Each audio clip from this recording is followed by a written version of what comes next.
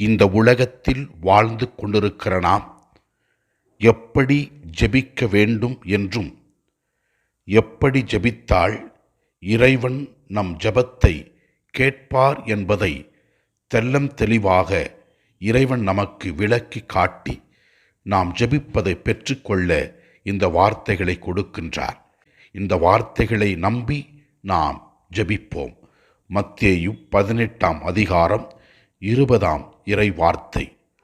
உங்களுள் இருவர் மண்ணுலகில் தாங்கள் வேண்டும் எதை குறித்தும் மனமொத்திருந்தால் விண்ணுலகில் இருக்கும் என் தந்தை அதை உங்களுக்கு அருள்வார். ஏனெனில் 2 அல்லது 3 பேர் என் பெயரின் பொருட்டு எங்கே ஒன்றாக கூடியிருக்கிறார்களோ அங்கே அவர்களிடையே நான் இருக்கிறேன் என உறுதியாக உங்களுக்கு சொல்லுகிறேன் என்று இயேசு கிறிஸ்து கூறுகின்றார். இயேசுவின் நாமத்தினாலும் இயேசுவோடு இணைந்து நாம் ஜெபிக்கும் பொழுது கண்டிப்பாக நம் ஜெபங்கள் கேட்கப்படும். வாழ்க்கையில் இருக்கிற வேதனைகள் தீரும், நோய்கள் தீரும். நம்பிக்கையோடு இயேசு கூறுகிற இந்த வார்த்தைகளை வைத்து ஜெபிப்போம்.